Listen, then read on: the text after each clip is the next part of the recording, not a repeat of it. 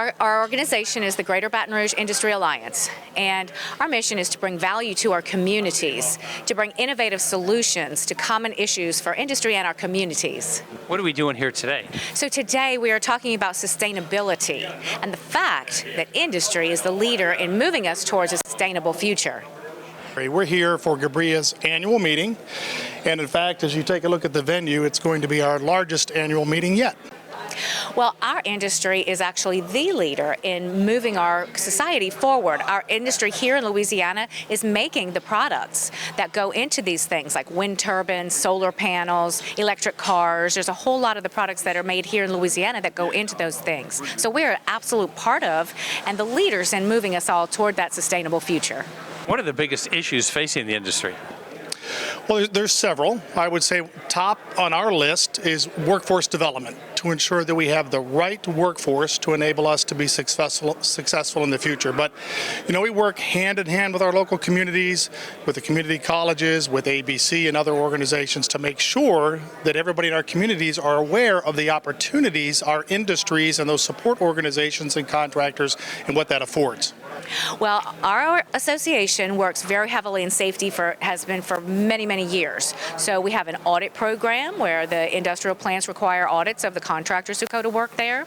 And we help, we have a big committee that exchanges best practices. And so these different industry companies, the plants are exchanging best practices and ideas and learning from each other on a continual basis. Oh, there's great jobs. They're, you know, ranging anywhere from engineering to supervision, electricians, mechanics, welders. I mean, you name it, these jobs are excellent jobs. And to be honest, we're shorthanded.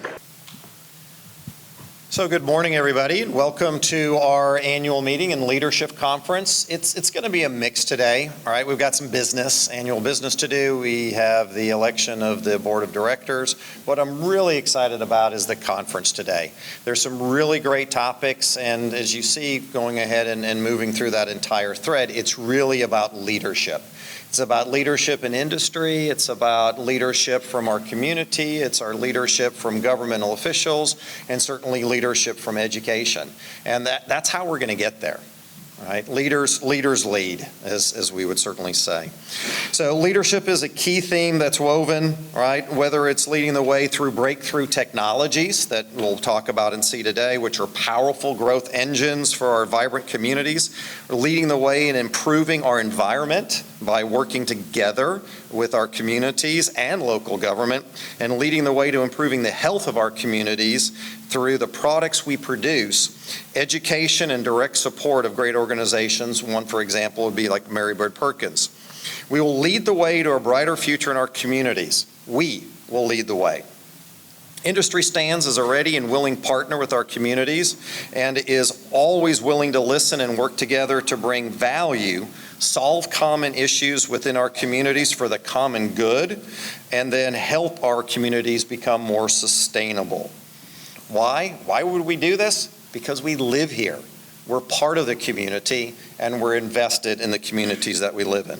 This year's annual meeting is a great chance for us to come together and jointly learn about the facts about industry's involvement in our communities, facts about the products we make, and showcase the kind of leadership it will take to go ahead and continue to move us forward. The theme at our annual meeting this year is about sustainability. We want to help our members of our communities, understand the facts around industry's crucial role in the future of a sustainable community and how the only way to get there is through our collective leadership. In 2005, GBRIA chose a new logo specifically to represent the three pillars of sustainability: economy, environment, and society. The fact that the arrows sweep upward signifies a positive, uplifting movement towards the future, and you can see that on the bottom side. That's us. GBRIA's members and partners have been a positive force for good for over 53 years, improving workforce development, safety, and community relations.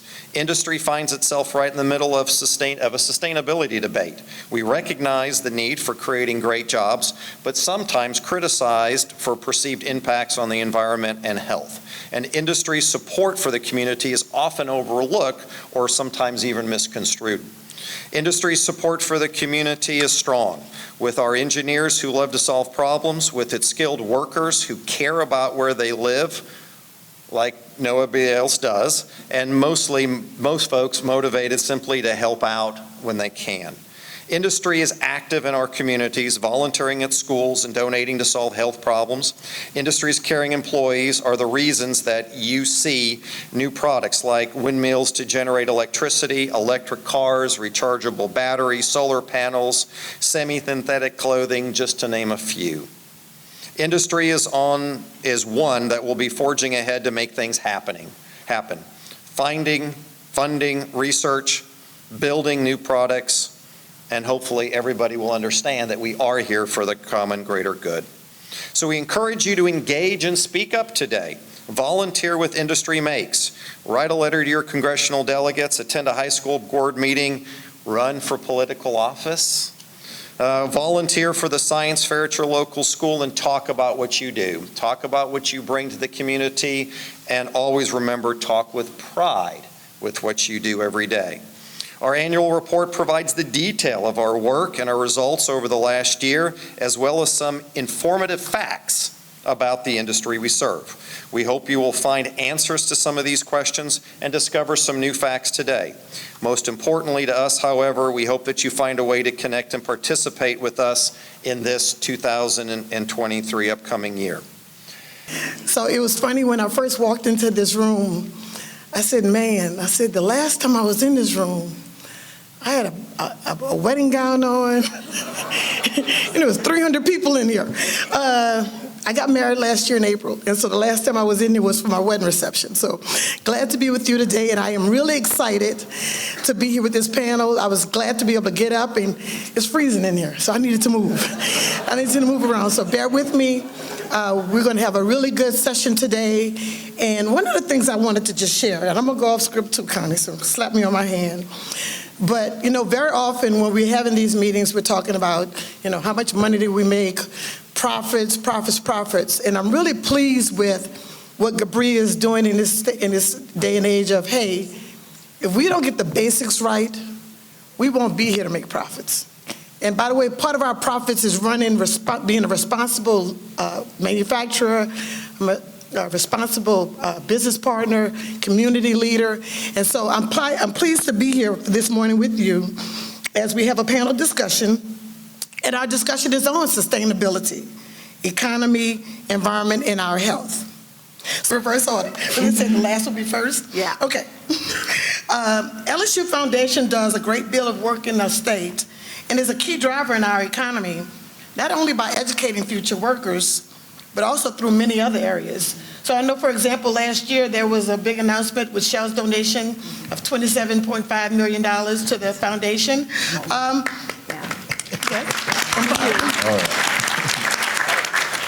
Can you describe how industry is impacting the foundation and its goals, and your thoughts on how industry is leading in that area to improve sustainability? Absolutely. So the unique thing at LSU is that the institution, the educational R1 institution of LSU and the LSU Foundation, while some look at as two separate entities, we really are one.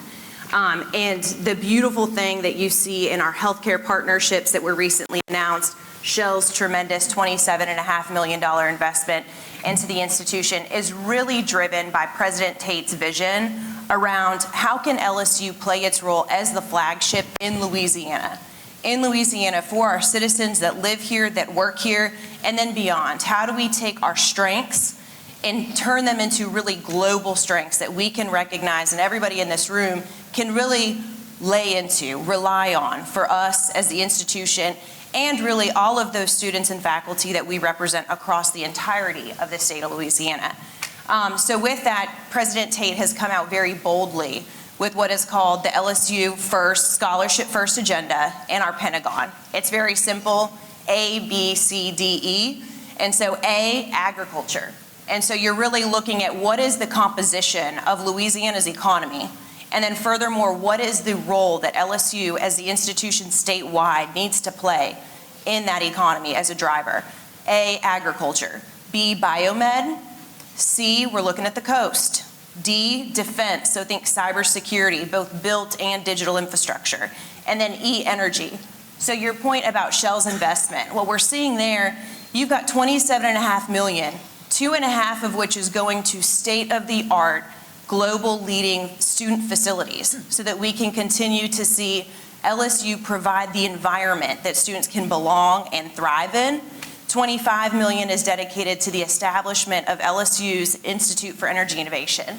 So really parlaying beautifully into our sustainability goals and what we're talking about today. That's great, thank you. So the next question is for Dr. Straight-Bourgeois. There are many facts that people hear about the environment and cancer. Can you explain more about the work that the Louisiana Tumor Registry does and industry's role in helping to provide solutions? Yeah, so when you think about the Louisiana Tumor Registry, by the way, I brought some flyers, which I think might be useful for you, because what I heard from some of your colleagues, that you actually get calls or are addressed by people and say, the environment makes me sick. So the Louisiana Tumor Registry, since 1988, has a coverage of everyone in the state of Louisiana if they're diagnosed with cancer, meaning also if they go out of state for cancer treatment. As long as they have a diagnosis, they will go in this huge, huge database. As you all know, cancer, unfortunately, is a fairly common disease, especially since we are getting older and older. We are more likely to have a certain type of cancer. So we have all these medical diagnoses. We also have the treatment options as well as survival. So it's a very, very great database. It's used for a lot of researchers, publications, but also work with the community, and I'll talk about that in a minute. So the big thing is, and there's a big misconception, so it's really a medical database. We follow these people over time and to see how they actually respond to treatment, what works best, and all the other things, which is important for us. But what it does not have, and that's again a big misperception, is we don't have any exposure information, meaning we do not know if they live in a certain area around a landfill, around a certain industrial plant. Do they smoke? Do they have a healthy diet? Do they exercise? What about their genetic behavior? So we don't have any of these information. So when we think about that, we purely have the data on cancer, where they are, and we can actually look down at the census level and see how many people live in that area and are diagnosed with cancer. But what we cannot do is then to go back, oh, that's because it's higher in that area because of that exposure. We cannot do that. That's one of the complications, I think, when we go to these community meetings or when people actually think about how can we address their concern. So we get a lot of calls from concerned citizens and say, listen, in my neighborhood there are 3 types of whatever types of cancer, and we think it's because we are living there, it's in our community.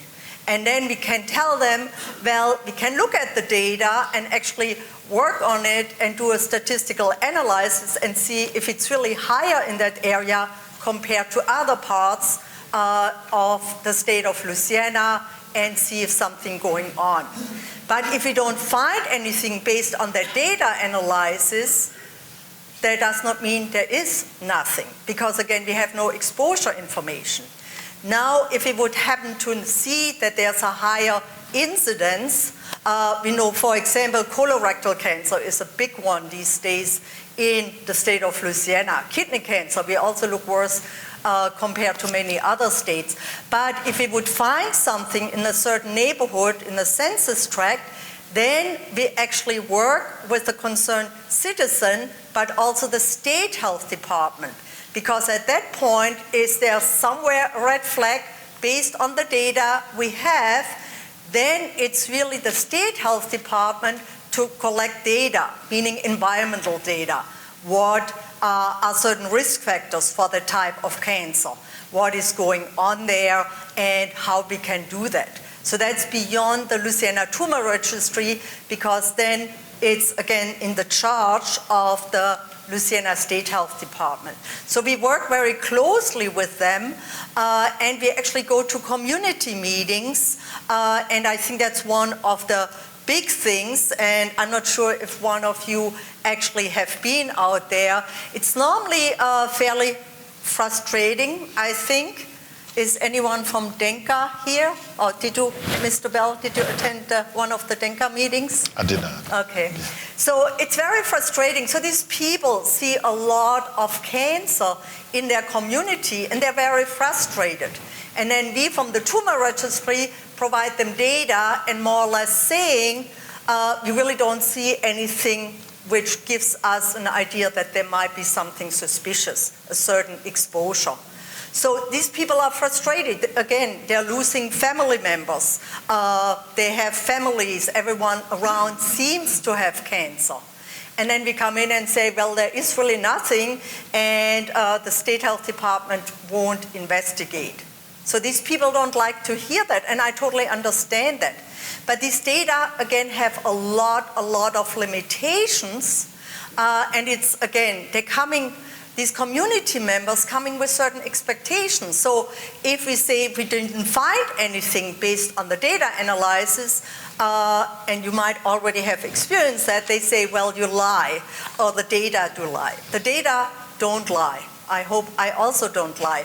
But the data have limitations.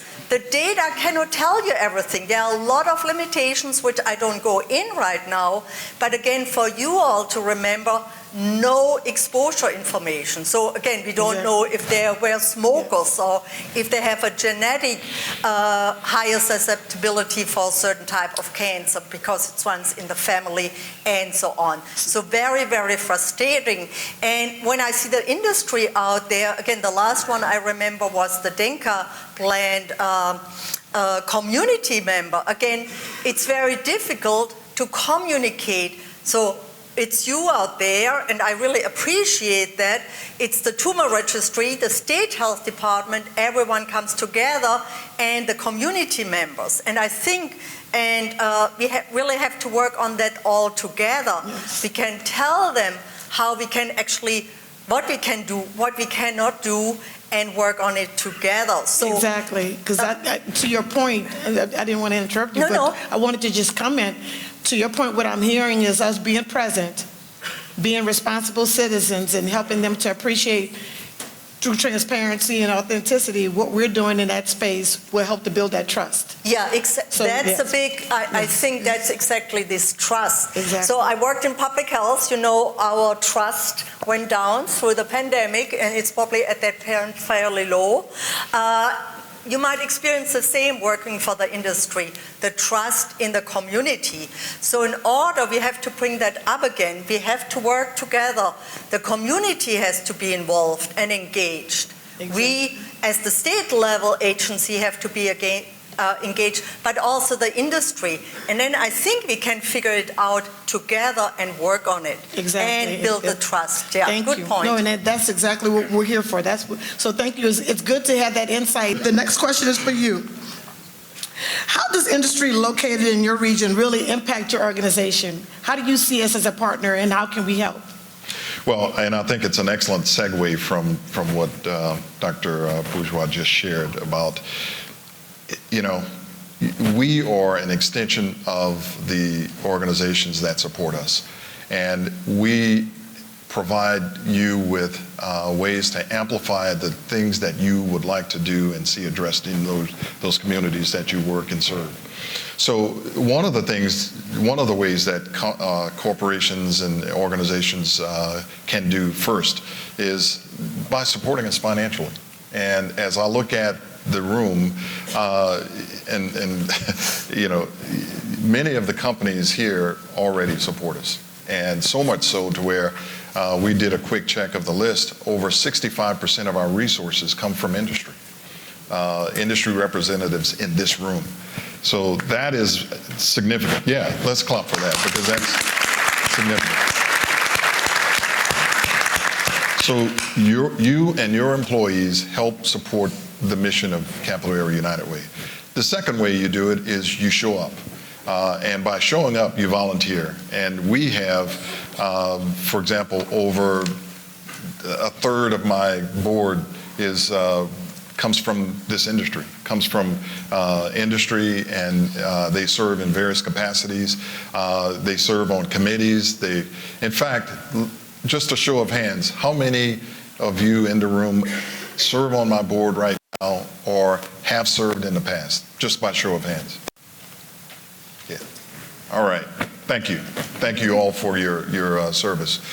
That is one way, and the reason I mention that is that there are several opportunities to volunteer and engage in the work that we do. So that's an important thing. And the third way is expressed especially during times of disaster.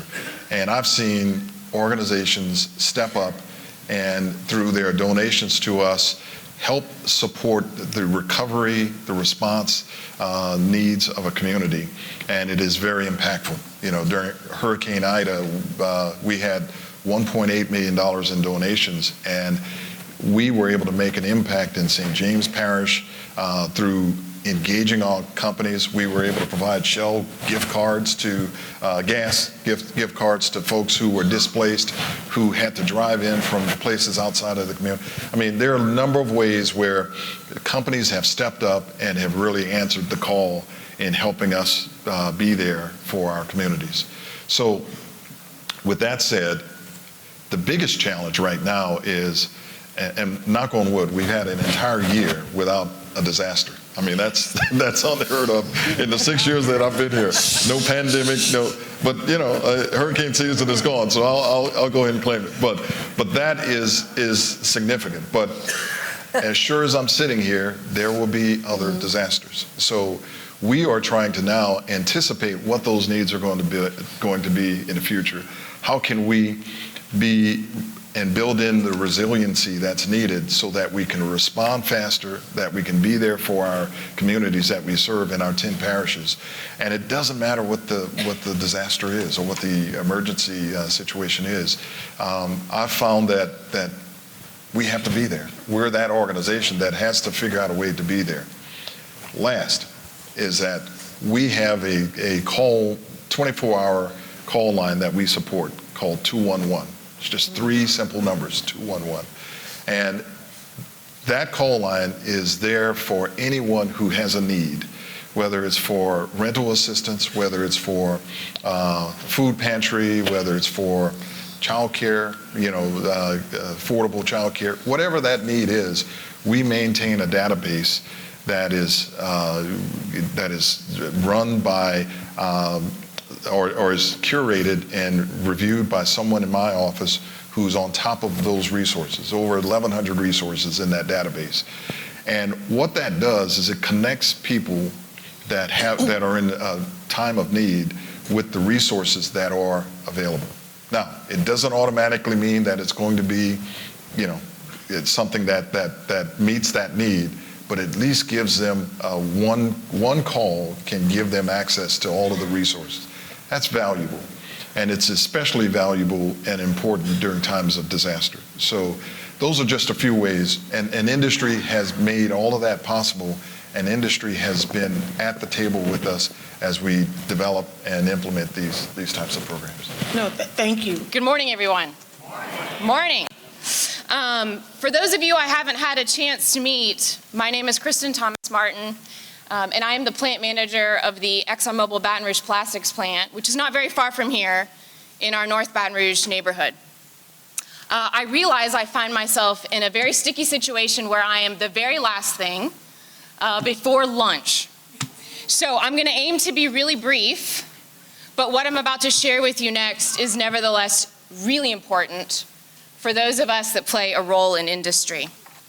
First, let me take a moment to explain our Facts Matter Industry Expo, which is in the doors behind you. Today, you've had the opportunity to learn about how industry makes great leaders. And not just in our facilities that manufacture the products that you will see on display, but in our communities, our schools, our churches, our city councils, and so much more. Earlier this morning, you heard several folks remind you about Industry Makes. So now I get the opportunity to talk to you a little bit more about it. Industry Makes is a brand new grassroots advocacy campaign that was founded to be a bold, unified voice rooted in facts, with the ability to fight the negative narratives and untruths that are gaining momentum against industry in Louisiana. Industry Makes can serve as a resource for everyone in this state, from the local mom and pop shops who serve the workers that roll off their shift at the plant, to the owners and the contractors here in this room that provide their employees with exciting and fulfilling jobs to help them support their families. We need leaders like all of you here in this room with us today to sign up with us on our website. You'll see the QR code on the slide behind me. Follow us on social media and lend your voice, your support, and yes, even your financial donations to this important initiative. Through Industry Makes, you can help communicate the facts, because the facts matter. When you become an ambassador with Industry Makes, the logos, the messages, and the templates are there for your use. And by co-branding your own company's logo with that of Industry Makes, you're making our message go that much further. Soon, communities all over Louisiana will notice the brand, the look, and the feel of Industry Makes. Industry and its partners taking a united front to educate everyone on what we really do and who we really are. So you may be asking yourself, why is that so important? Because for many of us here in this room, our livelihood is under attack. Industry has been featured in various news stories on CBS, PBS, and others. And unfortunately, it's not in the way we would like to see. The stories being broadcast across the nation are disparaging. They discredit the incredible contributions that the products that we manufacture make to our modern way of life. And they grossly exaggerate issues that industry is working so hard to improve. When Michael Bloomberg pledges $85 million to launch a campaign against the petrochemical industry in Louisiana, Texas, and the Ohio Valley, and the EPA grants another $100 million for environmental justice, it's all in a matter of months. It's time to do something, and that time is now. Join us by getting involved. We need everyone's time, treasures, and talents to continue the momentum behind our industry's local grassroots advocacy campaign. If you have any questions about Industry Makes, please feel free to talk to anyone on the board. Myself, Desiree, Janile, Connie, they're all in attendance today. We're happy to answer questions that you might have or simply get you pointed in the right direction.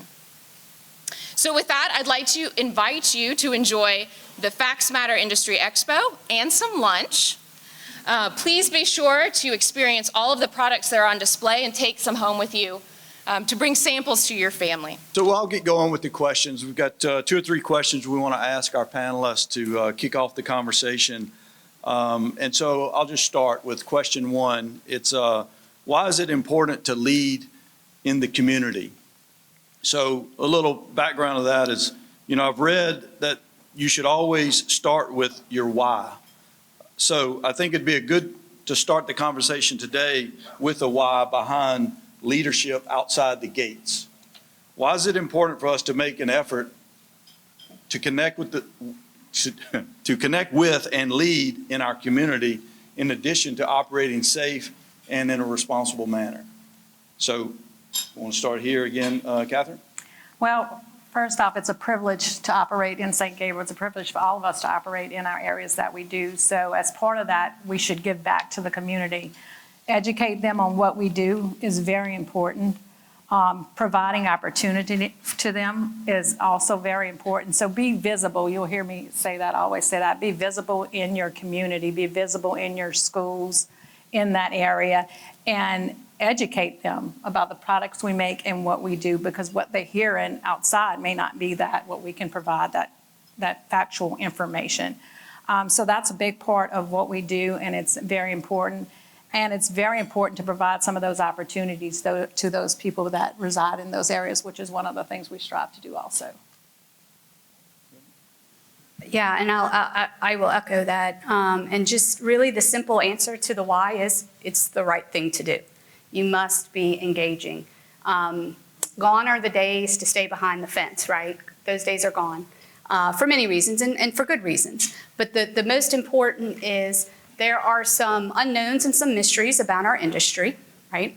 I won't try to say all the chemicals we produce, but I will say this, if you are first meeting somebody in a crisis situation, you have not done your job, okay?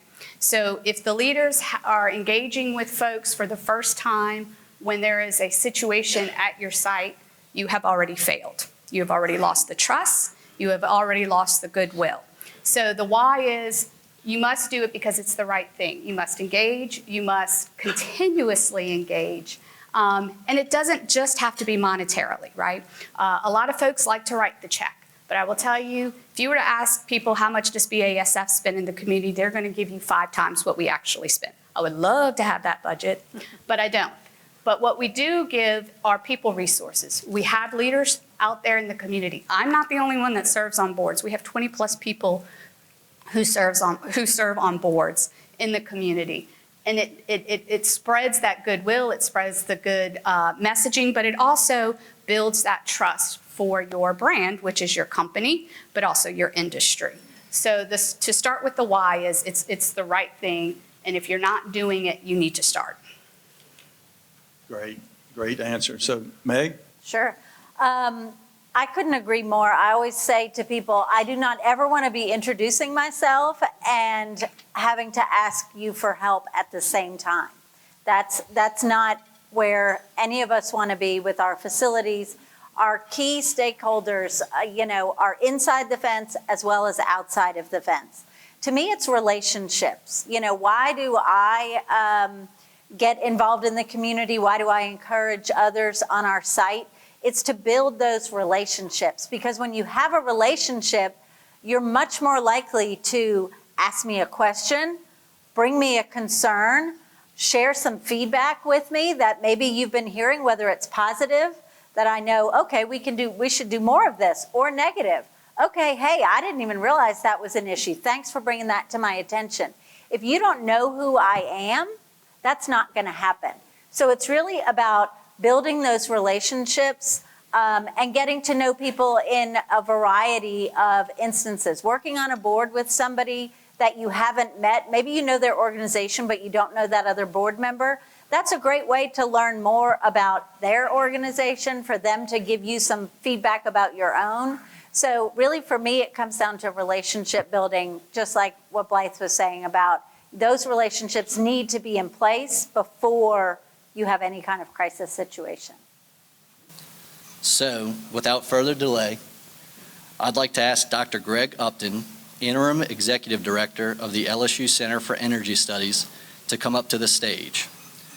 Dr. Upton is the co-author of the 2023 Gulf Coast Energy Outlook. His research interests are related to the analysis of economic, environmental, and public policy issues in the energy industry, and he's given many presentations and has been published and quoted hundreds of times. Please read Dr. Upton's full bio in the program and help me welcome him to the stage now.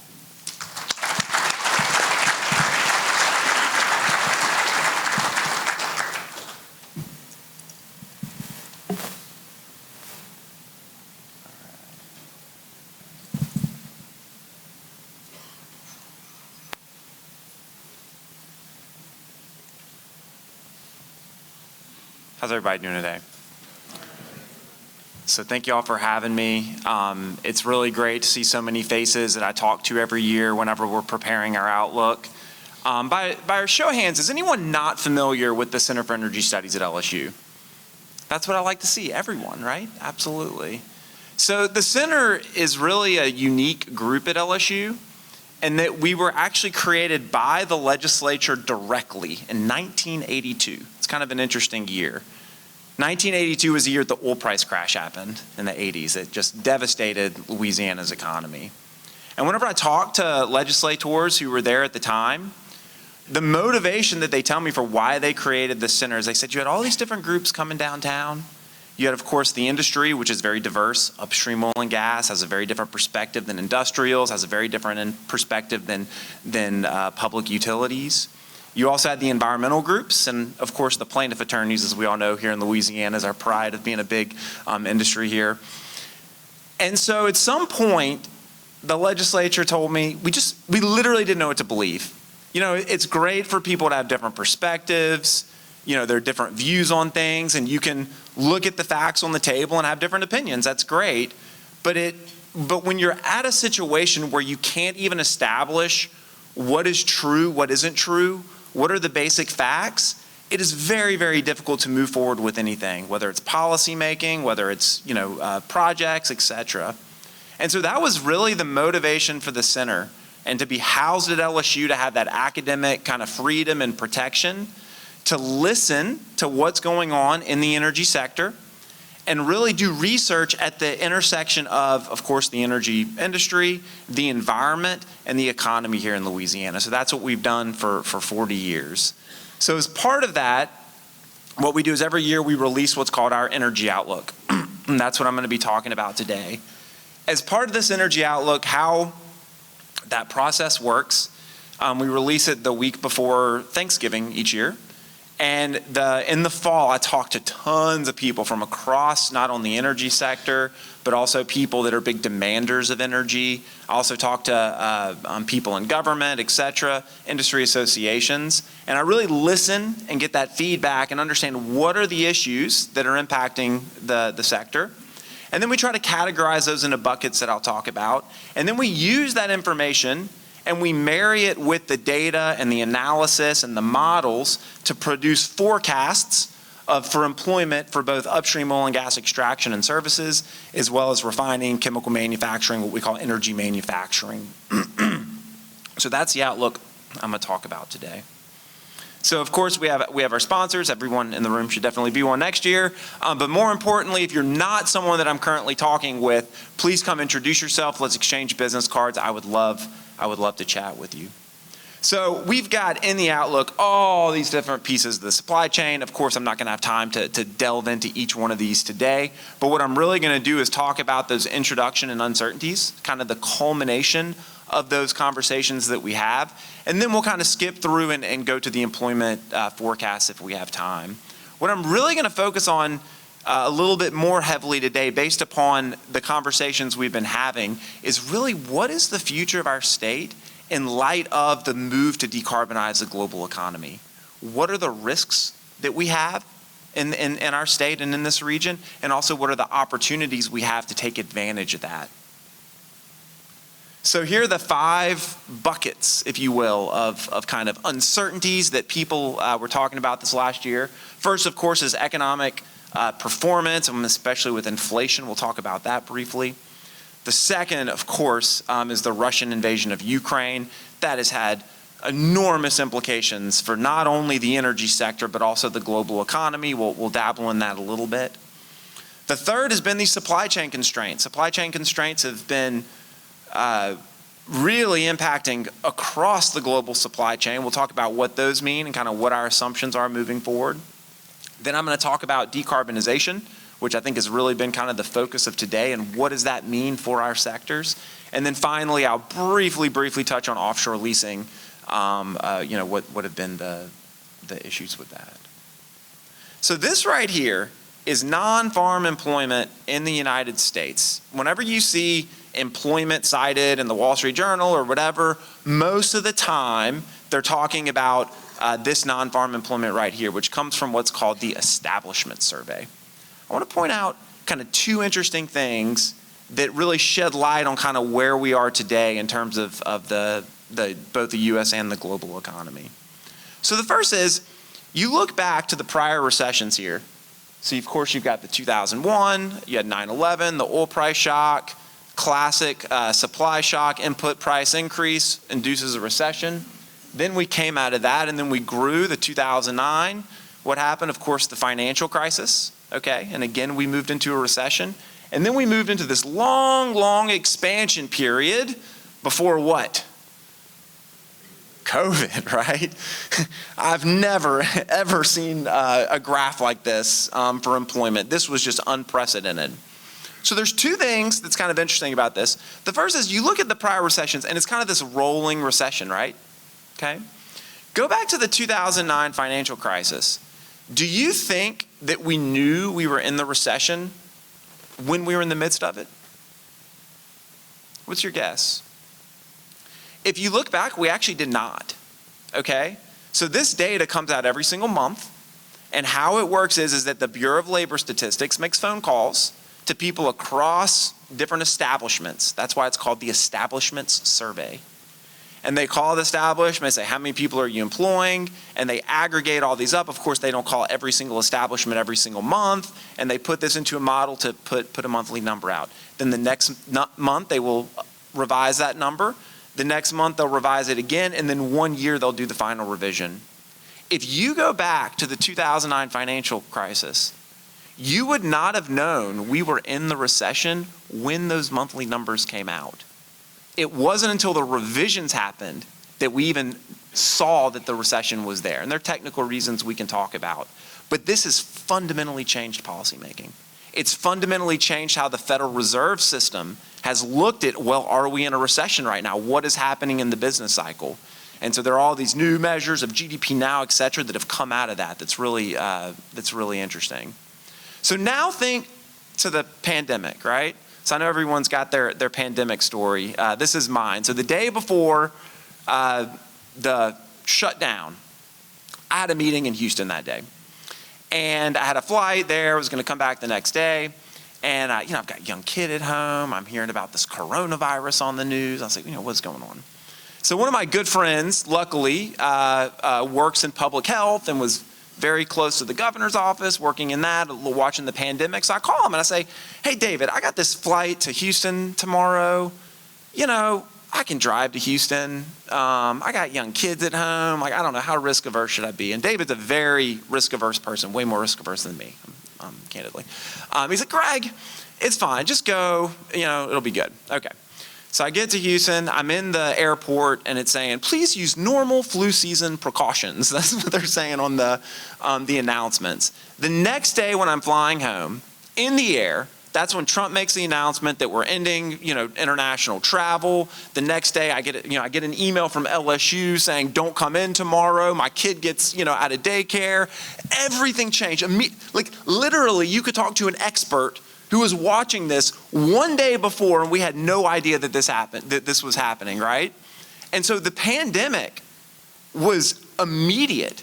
And it was really the first recession historically that we actually knew that in that moment that we were in a recession. So what do you think happened? Although we knew we were in a recession because literally we shut everything down, but what do you think happened to the data coming out in the establishment survey? So do you think the people at the BLS showed up for work the next day? No, right? In fact, I don't know if you go to DC, they're like still not back at work, most people, right? Risk aversion on steroids. Do you think the people at the companies were at work the next day? No. Do we still to this day know actually what happened during the pandemic? No, it's a huge debate.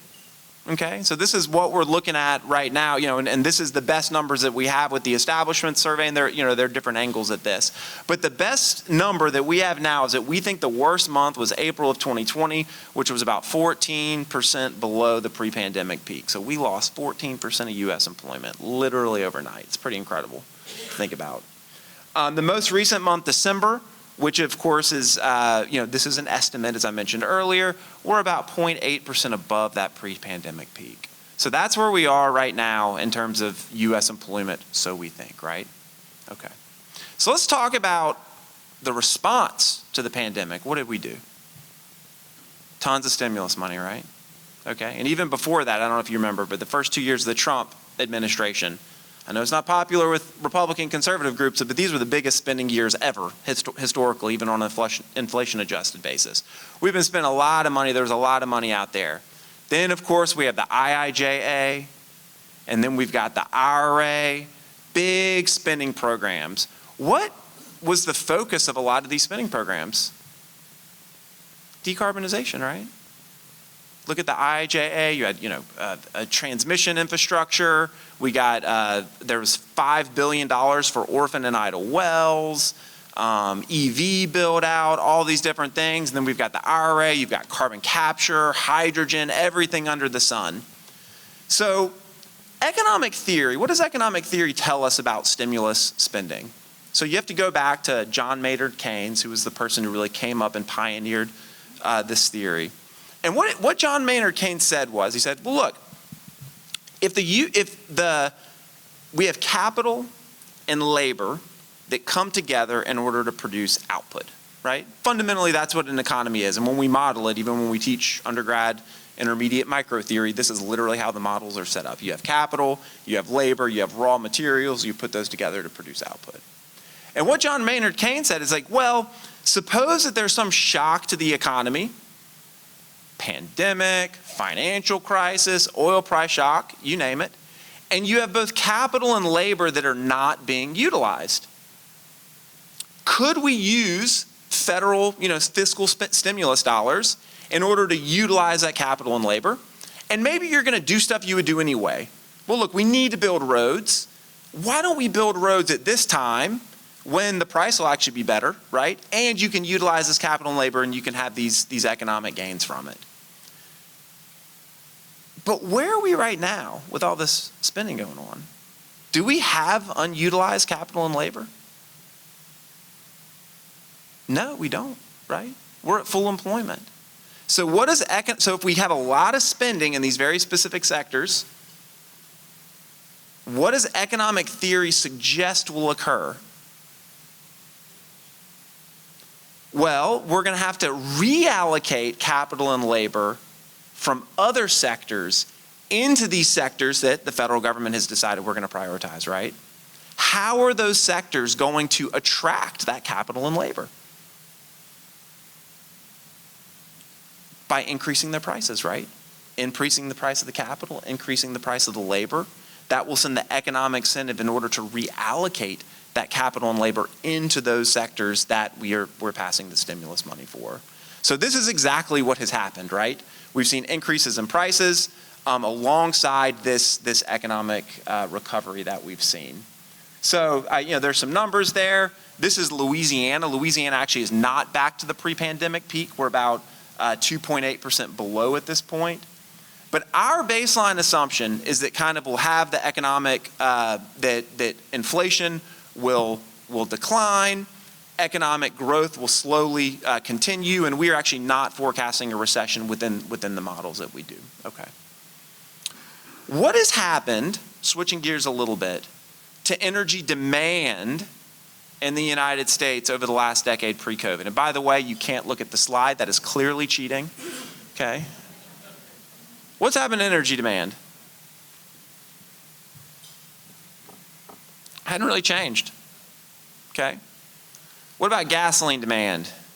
What do you think gasoline demand is today in the United States relative to 10 years ago? You can look at it up there. It's about the same, right? Why do you think that's the case? Why do you think gasoline demand hasn't really changed in over a decade in the US? Efficiency, right? I'll give you a great example. So when my wife and I got married, she got a Toyota RAV4, a little two-row SUV. So we've got a growing family. We just had our third child. And she says, Greg, this two-row SUV just isn't going to do it anymore. We got these big car seats. I need the three-row SUV, right? So I go onto Toyota's website and I say, okay, she's loved her RAV. Let's look at the next step up, the Highlander. What do you think the Highlander's fuel economy is today? Not even the hybrid, relative to her RAV from 12 years ago. It's actually 1 mile per gallon better, right? Okay. Do you think we're going to drive more because we have this 1 mile per gallon better? No, of course not, right? Okay. Corollary example, we had really good luck this last year. We had our washer, our dryer, and our dishwasher all go out in the same year. It was great luck. The same year that a baby comes and we need a new car. It was wonderful. What do you think happened to our demand for electricity? It went down, right? Now, do you think it would have made sense for me to go buy a new car and all new appliances for these energy savings? Absolutely not, I promise you. I ran the numbers, you know. No, not even close. But what happens over time is you have two competing factors. You have economic growth and then you have energy efficiency, okay? And at some point they can kind of become imbalanced. And that's what we have here in the United States today. It's the same thing in Western Europe. I don't have it on this graph, but what has happened to oil and gas production in the United States over the same time period? It has risen precipitously, right? You and everyone in this room knows that you had the shale boom. You know, we learned how to extract in these very specific geological formations. We have a precipitous increases in oil and gas production. So the question I pose for you, and I'm going to tie this back to decarbonization here, is where have these products gone? We haven't had demand growth for energy, but we've seen enormous increases in the production of these hydrocarbons. Where's the demand coming from? Exports to where? Asia, right? China and India have had enormous economic growth. We have hundreds of millions of people getting access to electricity, transportation for the first time. So over the next several decades, is global energy demand growth likely to occur? Definitely, right? And I hope it does, right? You hope that people get access to these modern society that we have today for the first time. But if we want to think about what is happening to the economy here in Louisiana, it's not the 1980s where we look at oil price and we think about domestically what happens with supply and demand. Today, if we want to understand what the outlook is for the Gulf Coast region, we have to look at demand growth externally, in particular the developing world, Asia, Africa, all those kind of places. And so that really fundamentally is what we're looking at. And I'll tie that to decarbonization here in a sector. So this year we're going to assume that inflation begins to slow, regional economic activity will gradually expand over the forecast horizon, but in the long run, we continue to believe that energy demand growth will lead to U.S. exports of products, and that is really the crux of, I think, the more important thing to think about moving forward. Okay. All right, Russian invasion of Ukraine. So this was another just enormous implication for the energy market. We've got kind of a timeline here. But if you go back to February, right before the invasion occurred, and I was going back reading news articles at the time, most people were not, I don't think were forecasting that this invasion was going to happen to this extent. Prices were a little bit high. You had about $97 a barrel for Brent. And TTF, that's of course Dutch natural gas, is about $37 an MCF. Of course, way higher than here in the United States, but that was kind of the international price. And those markets were what we call backwardation, meaning that prices were anticipated to decline pretty significantly over the coming months. What was the logic for this? We had demand coming back with the pandemic. Supply was a little bit lagged to come back, but the modelers were saying, yeah, but supply will pick up with response to the demand change, and it'll put prices down. So we say markets are in backwardation. Prices are anticipated to go down in the future. But is that what happened? No, of course not, right? Russia is the second largest producer of natural gas globally. Who's the first? Come on, this room should know this. The United States, right? We're absolutely the largest producer of natural gas globally. Russia's kind of tied between second and third with Saudi Arabia for the largest oil producer if you go back, several years. Who's the largest oil producer globally? Come on, United States, right? Yeah, absolutely. We're the largest producer. So what happens whenever you have Russia invade Ukraine? You've got sanctions happen, right, where the U.S. and Western Europe and Australia and all these different places put sanctions not only on purchasing those products, but also on our workers, right? The oilfield services workers that are working for American companies in Russia, many of them left because of these sanctions. What does this do to the supply for oil and gas globally? Of course, it's going to put left shift supply to my undergrad class, which puts upward pressure on prices, and that's exactly what we've seen. So this is what happened to markets, kind of if you look at the weeks before the invasion of Ukraine, and then today. And what you kind of interestingly see is you saw this huge increase. Oil prices, interestingly, they're still a little bit higher than they were before the invasion, but in the long run are anticipated to just converge right back to the same kind of long-term price that it was before the Russian invasion of Ukraine. But here on the bottom, we've got natural gas prices, and now I'm looking at Henry Hub here in the Gulf Coast. And what we've seen is a level shift up in terms of markets' expectation on natural gas prices in the long run. Oh my goodness, today was an awesome meeting. We heard from the most amazing speakers who were talking about how industry impacts the organizations such as the United Way, the Red Cross, the Baton Rouge Area General Foundation, and how industry is really there. We're in the community. Our people are volunteers, and the community organizations couldn't exist without industry. So we are a part of the community, and it was a great day here today. Well, this is a great group here today. A lot of excitement, a lot of energy in the room, and I think it really emphasizes the point that as we talk about our industry, facts really matter about what our industry makes and our impact on our local communities. So people can get more information on our website, gbria.org.